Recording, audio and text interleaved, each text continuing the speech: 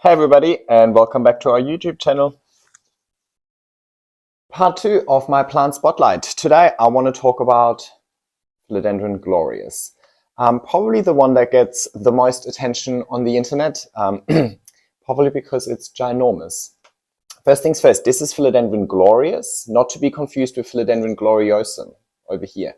Philodendron glorious is a hybrid of gloriosum and melanochrysum. And I believe that mine has a more dominant melano parentage, hence the much darker leaves and more elongated shape compared to the glorious, which is more rounded and lighter in color. Also, gloriosum is a crawler, so it won't climb up a moss pole. So I've given this one of these rectangular pots, which I like for my crawlers, whereas glorious gets a moss pole and has potential to grow much, much larger. All right, so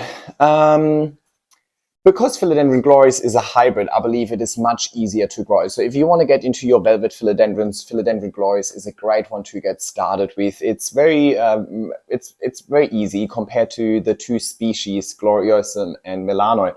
I think it's much easier to to deal with. So I can highly recommend it. And it is the plant that by far has sized up the quickest for me. So I only got this one in April 2020 and I put a photo up on screen. I just got it as a little stump with, I believe there was 2 leaves on it. I just propagated it in water for a month and then I started popping it up on a moss pole. When you pot up your plant on a moss pole, usually it puts a little bit of effort into the root system first. So don't be alarmed if you don't have new growth for a couple of weeks or even months. But mine really started taking to the pole in about July 2020. Please make sure to check out my playlist called Moss Poles if you want to learn more about the moss poles, the way I make them, the way I maintain them, the way I water them. After it started taking to the moss pole, I'm just making sure that every single node is attaching itself to the moss pole. Now, I don't do anything for that. The plant does it by itself. It's in its DNA, right? Just purely based on its genetics, the plant wants to climb. So I don't do anything to actually attach it to the moss pole. If I keep the moss pole moist, the roots will find its way into the moss pole and will anchor the plant into the pole without me needing to kind of pin it to the pole itself. But sometimes I want to tell it where it should be pinning itself to. So sometimes I kind of tie it to the moss pole or I just redirect it using a little metal pin, but not to actually keep it in place, but rather to tell it whereabouts I want it. So it climbs up quite nicely and evenly. But that's just because I'm a bit of a perfectionist and I grow my plants for aesthetic reasons. So I want them to look nice later on. Editing this video, I feel like there's a bit of visual representation missing for this point. So what I was referring to is just taking one of these pieces of coated metal and really just clipping the stem to the part of the pole that I wanted to attach it to. And then once it started attaching itself, I take the pin away. But with my glorious, the stem is actually way too thick. I can't manipulate it just using a piece of wire. So I let it do its own thing, but if a petiole or a leaf is facing the wrong way, I can use the wire in this way just to make it face forward. So by the photo on screen, you can see that by November 2020, the leaf size is starting to increase, and that just tells me that I'm giving it sufficient light, I'm giving it enough nutrients, I'm doing a good job maintaining keeping the moss pole moist. So, if your leaf size is increasing with each leaf after the other, that's probably a good sign that you're doing the right thing. If the leaf is decreasing in size and you find the plant is growing very large internodal spacing, then it might be a sign that your plant isn't getting enough light. Again, enough light or sufficient light levels is the most important thing if you want your plant to mature. It's not going to get enough energy. It's not going to be able to produce enough energy to grow and sustain these large leaves if it doesn't get enough light. And then by January 2021, you can see that it really is starting to take to that pole and increase in leaf size. I believe that increase in leaf size is obviously because of light, but also because every single node has grown a root system into the pole in itself. So the plant has a large root system available to absorb water and nutrients, just giving it the best chances at maturing despite the fact that it's in an indoor setting. By July 2021, it reached the top of its pole. So at that stage, it's 180 centimeters tall. So I did a chop and extend. If you're not familiar with the chop and extend, please feel free to check out my tutorial. I think it will make more sense rather than just trying to repeat it now. Just have a look at the in-depth video and I'll link it at the end screen. It is an aeroid mix. All of my aeroids are an aeroid mix, and I have a video on this as well. When I do that chop and extend, I always use the top half, I pot it back up and I re-extend the top half, right? Which means you end up with that base of the pole, which is kind of left over, or not left over. So it will reshoot, so you can leave it as it is and just grow two of the same plant.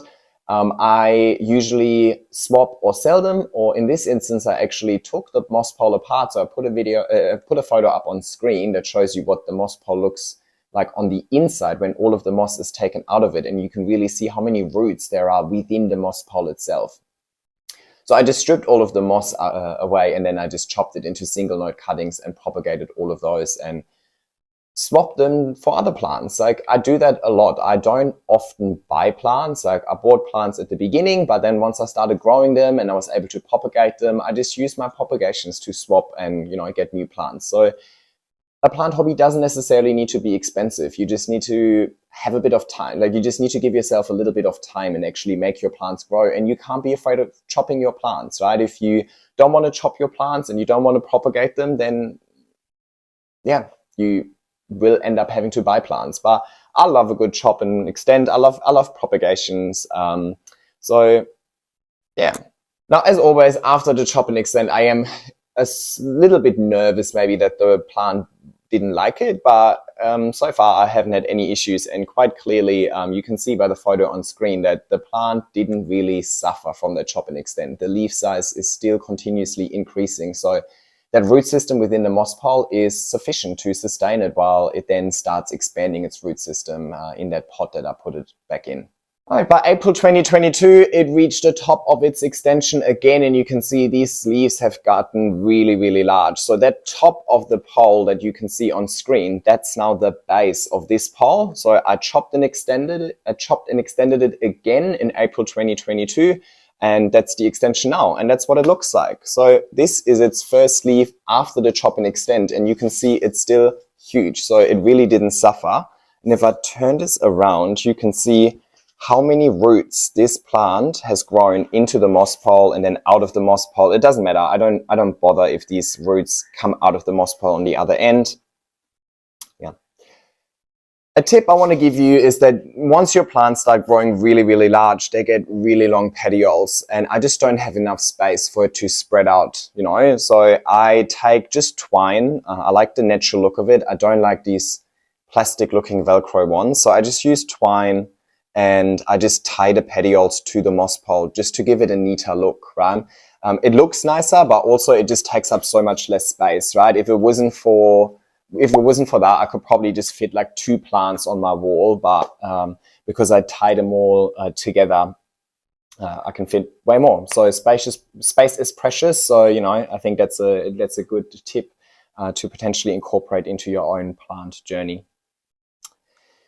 All right, what else have I learned about this plant? As I said, it's probably the easiest one out of all of these velvet philodendrons that I've grown. From a humidity perspective, it gets quite high humidity, and I believe that's definitely making it thrive. It could probably survive at like 50, 60-ish. I'm not too sure, but it usually gets between 60 and 70% humidity.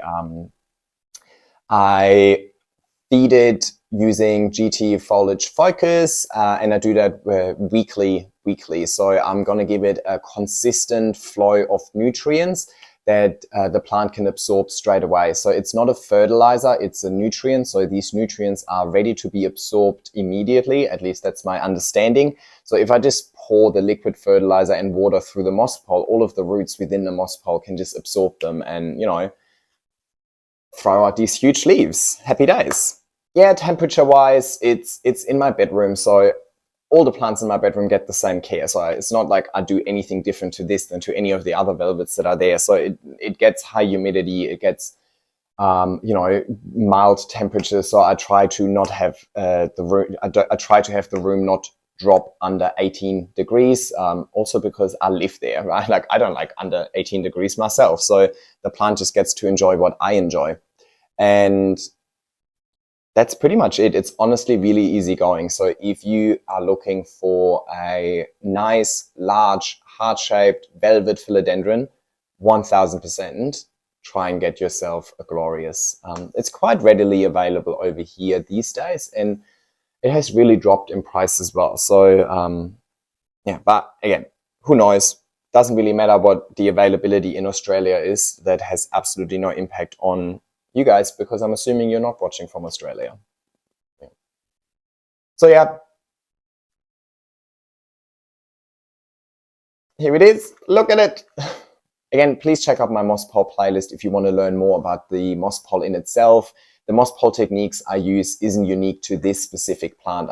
All my plants and moss poles get the same treatment. So I don't necessarily want to repeat all of it now. So I'll just link it. Anyway, thanks for watching. Feel free to subscribe and like, and I'll see you next time.